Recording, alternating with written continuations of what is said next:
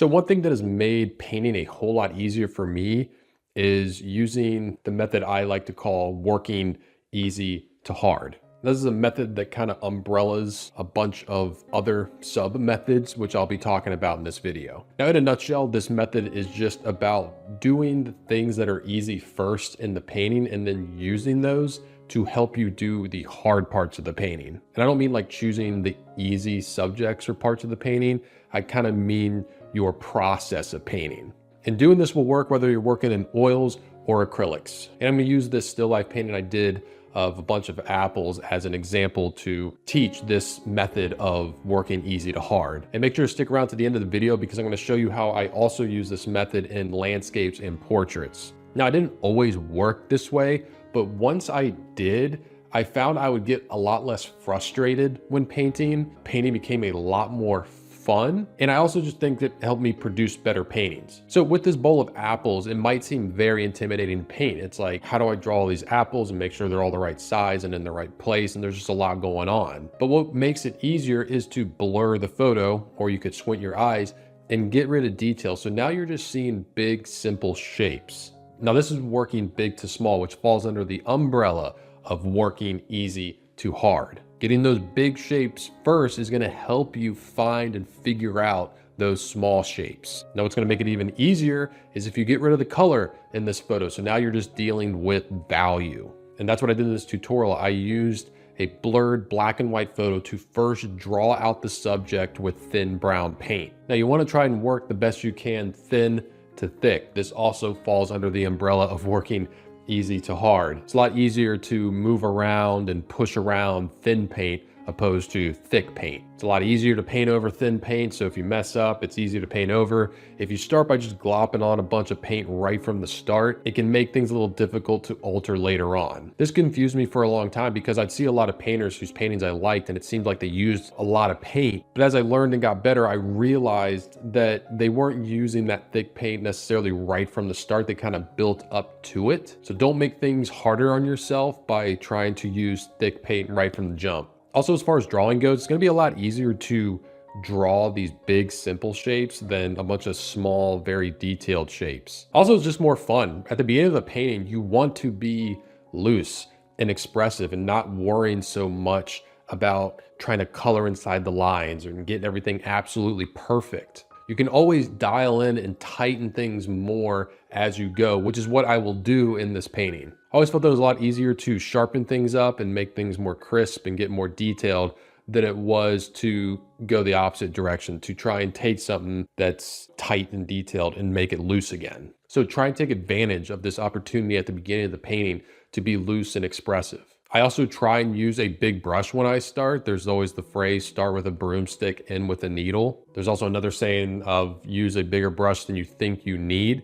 And so when you're first starting to block things out, use a big brush. It's going to force you to think in big shapes and block out big shapes. Now, at the end of this first stage, no, it's not a masterpiece right now, but it's something. And it's a lot easier to make something good from something than nothing. You know, just take it one step at a time. Don't try and complete the painting from your first strokes. Put something down that you can work on and that can help you figure out the rest of the painting. Now I put up a colored version of the photo, but it's still blurred because I don't want to focus on detail yet. I don't want to skip steps in the process. I want to take things just one step at a time and use the previous step to help me on the next step. So even though I have color here, I'm still trying to think about big shapes. And I start with my darkest dark because I want to work dark to light. This is also going to fall under the umbrella of working easy to hard because with oil paint, it's a lot easier to lighten paint as you go opposed to darkening it. Like if you have an area that's really light and you realize like, I need to make that dark again,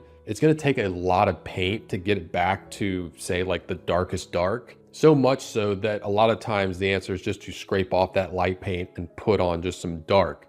I see a lot of times with students, they try and do this. They try and make a light a dark again, and they just either pile on a lot of paint or their darks end up being very washed out and not very deep and dark. Now, coming back to working big to small, I'm trying to find big shapes here. I'm not looking at individual apples. I'm not even seeing apples. I'm just seeing shapes and trying to connect shapes. I know that if I can get these big abstract shapes generally right, it's gonna help me figure out the size and placement of the apples. All right, quick side note, if you struggle with color mixing, if color mixing is like a mystery to you and you don't know where to start, I actually have a free lesson on color mixing. If you want to check that out, a link to that is in the description of this video. Now, even when I put in the light shapes of the apples, I'm still trying to make them the darkest light that I can. This way I have room to build lights on top of it. Because remember, I'm trying to work dark to light, and that still goes for the light parts of the apple. So many times I see students, they'll go to paint the light side of a subject and they'll make it just way too light, and then they'll need to add lighter values, and then they'll make those way too light, and then they'll need to make the lightest values and they'll make those too light, and everything's just keyed way lighter than it should be. This can be a big problem if you're trying to paint something that has like a reflection or a glare. I'll see a lot of students, they'll get to that glare and they will put it in and it won't pop because all the lights surrounding it are way too bright. Like if you're painting something metallic, the only way that glare reflection is going to pop and work is if it's on other values that are dark enough. Now you can see just by focusing on the abstract shapes, we've already carved out the apples pretty well. So think about it, if I handed you the painting at this stage to finish, it would be a whole lot easier for you to get to the end of the painting than if I just handed you a blank canvas in the reference photo. And on the other hand, if I handed you a blank canvas and I just hand you this as a reference and said, all right, just get the painting to that point, it'd be a lot less intimidating for you. So, get to these benchmarks in the process. Don't think you have to just jump straight to the end of the painting, because each stage, you're going to be able to use that stage to help you figure out the next stage. This is working easy to hard. Now, speaking of hard, the hardest part of this painting for me was not putting in too much detail. Like I still want to carve out and define the form of each apple the best I can, but I also don't want to kill the looseness and expressiveness that I have developed throughout the painting. Now I use this to help me paint any subjects, like landscapes, for example. I first draw out the scene with that thin brown paint and just block out the big value shapes. My initial drawings are not very detailed with my landscapes. I just want to focus on the big shapes of light and dark. And then I block out those big connected shapes of light and dark with relatively thin paint. I always say it's thin but not transparent, and I'm also working dark to light. Even my light areas, I'm starting with the darkest light that I can so that I can build lighter values on top of that.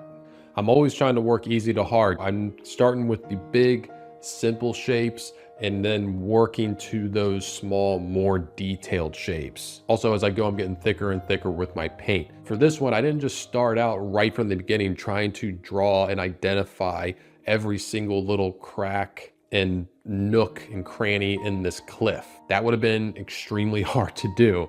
Instead, I figured out the light side of the cliff and the shadow side of the cliff and used that to help me figure out the rest of it. I do the exact same with portraits. I first draw out the head with thin brown paint, very little detail, just kind of mapping out the light and shadow shapes. And then when I go in with color, I'm still keeping things simple. And I literally block out the face into just light and shadow. Once I have that, then I use that to find other values and colors within the light and the shadow. I don't just jump straight in and just start painting the eye to completion and then the nose to completion. That would be very difficult. But I think you'll be amazed at how, if you just think of the abstract shapes and you start building those on top of each other, how the features will emerge. That nose will become clear, the eyes will become clear, the mouth will become clear. And I also think you'll be very surprised at how little detail you actually need to communicate these when you do dial in these shapes right. So next time you do a painting, whether it's oils or acrylics or gouache or whatever,